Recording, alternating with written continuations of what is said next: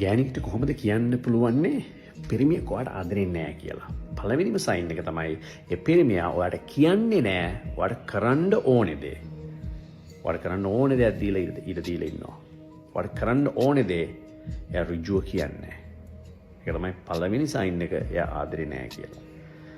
එයා ඔයාට ආදරේ නම් කරන පළවෙනිම දේ තමයි ඔයාට financially, physically, mentally, emotionally support එක දීලා ඔයාව හරි ඉන්ස්ට්‍රක්ෂන් දීලා ඔයාව හරි තැනක තියලා ඔයාට හරි ගයිඩන්ස් දීලා ඔයාව ට්‍රැක් එකේ ගෙනියනවා කියන්නේම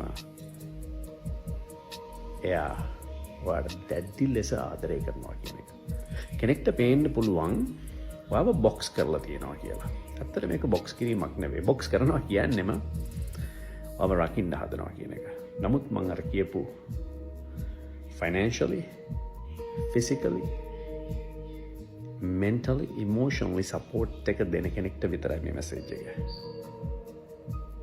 එහෙම දෙන කෙනෙක්ට අනිවාර්යෙන්ම පුළුවන් තමන්ගේ ගෑණිව බොක්ස් කරලා කෙලින් කටින් තියලා අවශ්‍ය වෙලාවට ඉන්ස්ට්‍රක්ෂන් දීලා වාඩි කරවලා තියලා නැගිටින්න ඕන වෙලාවට නැගිටලා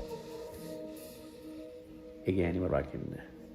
හුඟක් වෙලාවට පිරිමියෙක් එහෙම කරන්නෙම සමාජය ගැන දන්න නිසා. සමාජයේ අනිත් පිරිමි මොකද්ද කියන එක ඒගොල්ලන්ගේ මනස තේරුම් අරගත්ත නිසාම තමයි. Again, ගෑණියෙක් මේ තත්ත්වෙන් තියන්න පිරිමි භාගයකට කවදාකවත් බෑ. සම්පූර්ණ පිරිමියෙක් වෙන්න ඕනේ.